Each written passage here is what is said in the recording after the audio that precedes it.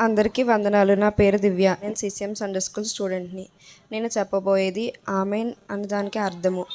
ప్రతి ప్రార్థనలోని చివరి పదం ఆమెన్. మీరు ఆ పదమును విన్నప్పుడు లేక చెప్పినప్పుడు మీరు మీ కళ్ళు మళ్ళీ తెరుస్తారు.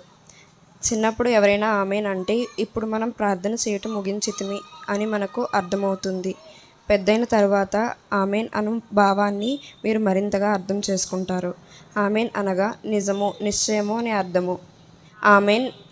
ఆమెన్ పదముతో దేవుడు మీ ప్రార్థన వినియున్నాడు అని వాస్తవముగా చెబుతున్నట్లు అది దాని భావము.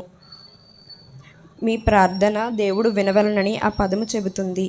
ఈ విధంగా ప్రతి ప్రార్థనలోని చివరి పదాన్ని వాడడానికి మనకి విశ్వాసం అవసరమవుతుందని మీరు భావిస్తారు. ఎవరైతే విశ్వాసమును కలిగి ఉన్నారో వారు ప్రభు తాను చేసిన వాగ్దానములు చేయనని నమ్ముతారు. ప్రార్థన గూర్చి ప్రభువు చేసిన వాగ్దానం ఏమిటి? అడుగుడి, మీకు ఇవ్వబడును. Thank you.